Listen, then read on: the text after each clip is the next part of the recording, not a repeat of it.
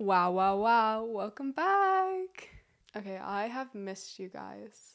And not in the sense that it's not like I haven't been posting, and I appreciate all the support on my YouTube shorts, TikToks, etc. But we have not read a blog post in a while. At the beginning of the year, I published a book called Shirley Shelley. I decided, hey, I don't have an audio version on Audible. Why don't I just share it for free on YouTube?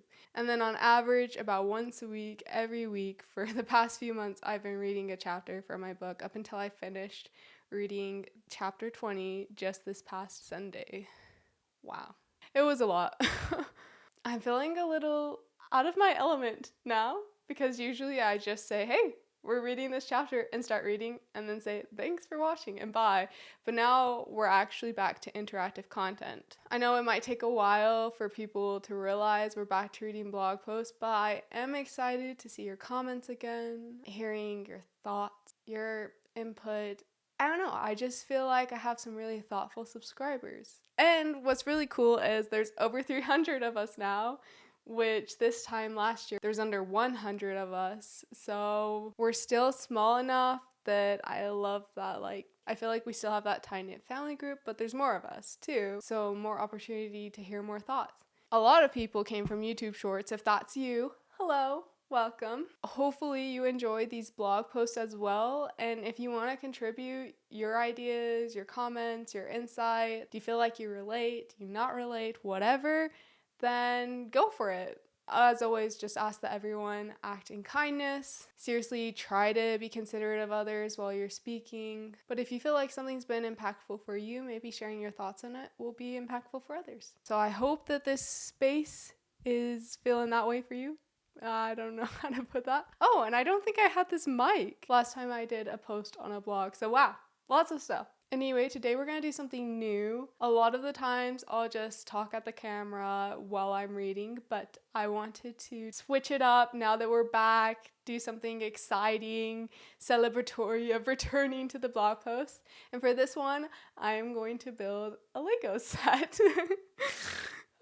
I'm actually so excited for it. While I read this blog post, it's a French cafe Lego set. It really doesn't have much to do with the blog post itself, but it's the only one I have, and I've never put one this big together before, so I'm really excited. It's probably going to take more than just this video, so we got a journey, but I hope you enjoy watching me put together this Lego set while I read you this blog post. Hey, let's get to it. Transition. This blog was posted July 7th, 2024. Blog titled, The Pressure I Feel as a Woman. Okay, you might be thinking, let's stop talking about females so much, alright? The majority of university graduates are female. The majority of paid influencers are female. The majority of what? What else do we lead in? Long endurance running? Except we don't lead in that. Yes, the best ultra runner is a woman, but the majority of the runners are men. The same applies to marathon running, even though there's a smaller gap between the number of male runners and female runners. Well, forget athletics for a second. What about artists and celebrities? At one point, Selena Gomez had the most Instagram followers, except now she has the third most followers, and when it comes to the acting industry, females are only the lead actors 32.1% of the time. What about singers? What about Taylor Swift? Her fan base has become enormous. She's shattered numerous records with her Eras tour, and for 115 weeks, she has been number one on the Billboard Artist 100 chart. That's impressive. And sadly, while Taylor has broken through barriers, females are typically no more than 30% of the artists on the Billboard Hot 100 year-end chart. Why? Maybe more men want to be actors and singers, and maybe more females want to graduate from university. Although, with how minute the difference is, males could end up leading in the graduate statistics soon. Maybe there's not enough places for women outside of the home. I could write a whole article arguing this point. It has notions worth considering. Maybe the pressure and expectations put on women are greater now, and therefore it becomes harder to achieve goals. Not because they aren't attainable, but because the emotional and mental battles are greater. Who am I to say? Certainly, I haven't done the research. I've only lived my own life. I can only speak to my own experiences, and this is what I've concluded. I feel enormous pressure as a woman. It's not the type of pressure that pushes you from up front or from behind. It's the type of pressure that pushes from all around. It becomes easy to forget as it is present in nearly every place. Beauty expectations, career expectations, lifestyle expectations, homemaking expectations, physique expectations, self-care expectations, personality expectations, caretaking expectations, love-making expectations, relationship expectations, family expectations. I like to say intellect expectations, but the lack of expectation there has honestly been a disappointment. All this pressure comes down on me, and I try to perform to the best of my abilities, but even when I've excelled in the past, it's gone unnoticed many times. One time, an ex of mine had found out that one of our friends could play a musical instrument. He marveled because this friend was also a finance major and danced. "Wow," he said. "Musically gifted, athletic, and smart. Some people have it all." I could play the guitar and sing. I played a year of soccer collegiately and stopped of my own accord, but still kept up with the sport and my own fitness. I didn't have a degree in finance, but I kept good grades. One of our friends called him out. "That's Mandy." "Oh, yeah." Long story short, that relationship didn't work out. I wish the above was a unique experience, but it hasn't been for me. It's not exclusively douche boyfriends that have overlooked my accomplishments despite all the pressure. I've had other females do the same, even family members. One time I had talked of my ambitions to make content creation my career, and my female relative responded that she hoped I meant for a professional company because, no offense, because I love you, but people aren't going to want to follow you. My accomplishments and potential weren't necessarily overlooked because I'm female, but carrying the pressure I feel as a woman becomes exponentially exhausting when my accomplishments and potential are overlooked. It does not surprise me how often people have underestimated my abilities. Refer to the stats above. In nearly any area of life, men win in representation. More films get made by men. More political decisions get made by men. More companies get started by men. Who could doubt their potential? In so many ways, men determine how we perceive life. They determine how society should function. They're encouraged to be innovative and to receive the highest of incomes for their initiative. I thank the heavens that recently, and only recently, women took a slight lead in the literary world. Perhaps I have a chance there. From my experience, people view a man's future as worth investing in more than a woman's. This view may be unconscious, and it certainly doesn't apply to everyone in the general population, but it also certainly applies to enough people in the population to have a significant impact. Whenever my ex-husband and I would meet others, they would typically ask about what we were studying. I would answer English. He would answer blank. I say blank because he changed his major often, from English to political science to philosophy. Most of the time, the follow-up questions were directed his way. "What are you going to do with that?" So interesting. Perhaps it was my major and not my gender that made people less inquisitive about my career plans, but I doubt it. As mentioned above, my ex was an English major himself once. When you constantly have to take a back seat to the "what do you want to do in life" conversation, you start to feel the toll. You start to question what about you screams, "I'm going nowhere in life." You start to wonder if people assume you'll only stay at home and raise kids, and if they do, and you are going to, then why is it not important enough to ask questions about it? And can't a mom have ambitions, passions, or hobbies? Then years pass by and the pressure increases. Changes get made to give women more equity, but they get made slowly, and it still takes enormous amounts of efforts just to get what should have been the bare minimum. Talk about a toxic relationship. So I fight just as hard, and I get exhausted, because it's been years. I'm in my 20s.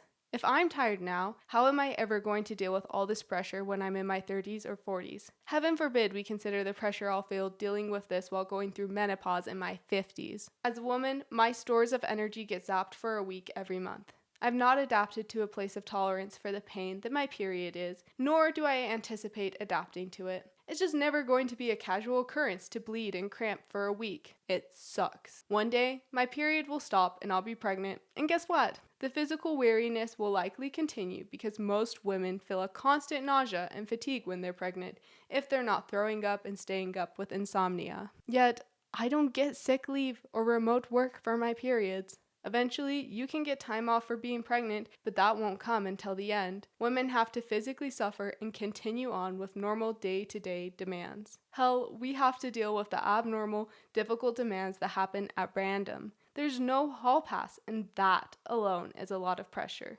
We really didn't need society making things worse. Now you've read my complaints. Excuse me. Now you've read some of my complaints. Not to come across as ungrateful, but unfortunately there are more causes to the pressure I experience as a female. But truth be told, I'm on my period and I have to run errands and find a way to financially support myself, even though I get constant job rejections. So I can't take the time to describe all the injustices that contribute to the pressure I feel. That would be a novel length of things. Even if I wrote and published that novel, I know it would only speak to my experience. There are widespread pressures other women feel that I am sure I wouldn't cover. It's hard to address everything, but we try, don't we?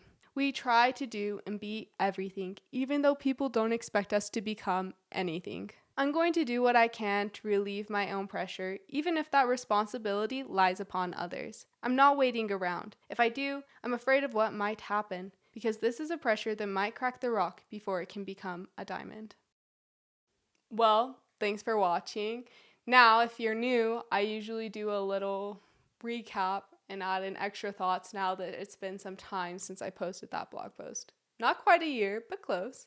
I will say the roughest part is when people close to you underestimate you or don't support you or love you the way they should. It definitely adds into the struggle of continuing on when you already have society built in a way that makes it an uphill battle for you to achieve things simply because of the demographic that you come from. Now, obviously, there are demographics that have it worse than I do, obviously. But the pressure I feel as a woman is real and still continues today. I do feel like it's gotten better. I have found a better community for myself in my life. I still have some best friends that have always been great at that supporting each other dealio thing. But I've been able to add more people into that mix, and that has been fantastic. However, there are many areas where I feel like I still get underestimated, or the things I produce don't get valued.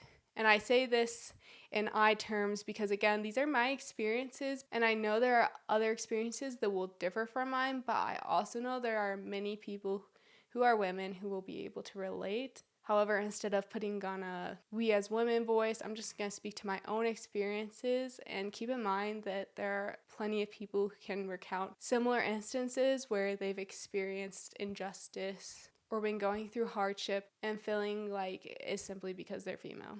Talked about earlier how I recently published a book, and I did feel like there were people in my life I counted on supporting me in that, and then they didn't. But one of the biggest things that I felt as a woman that I slightly mentioned in this blog post is the lack of expectations others have for my intelligence. I see this happen to a lot of women. When I experience lack of support or experience failure by the world's terms, then I immediately start to feel dumb or stupid. As a woman especially, I have had to advocate for my intelligence and my opinions more than I've seen my male counterparts have to when I witness them having a very similar conversation that I've had to someone else. And when I accomplish something big, like publishing a book, it doesn't get treated the way how do I go about this? When I do something big, like writing an entire book, editing it multiple times, taking it to a writer's conference, formatting it so that I can publish it and put it out into the world, and then I get like a sentence or two, a pat on the back, and then it's completely forgotten, that feels like an inadequate response. Yet I've heard male counterparts, their friend is simply just beginning to write a book and they talk to them about it all the time. I feel the effects of it in my soul. For example, when you see your male peers applying to master programs and getting interviews and then getting taken out for dinner by another male peer, and then you apply to a program and get an interview and you don't even get asked questions about it, let alone getting taken out to dinner by this male peer who you have the equal amount of acquaintance with as the male counterpart, it kind of stinks. You might say, well, that's awkward because heterosexuals are awkward and they might think of that as a date. Heaven forbid, like, someone act as friends and be opposite sex, right? I will tell you back that it was a group of people that got taken out and treated. And constantly, like, I've seen this need to please their fellow male counterparts and then easily turn around and disregard their female counterparts. The amount of times that I've started saying a sentence to a guy and then gone ignored by them because another guy showed up and they want to start a conversation with him instead really sucks. And the amount of times I've seen it happen as well really sucks.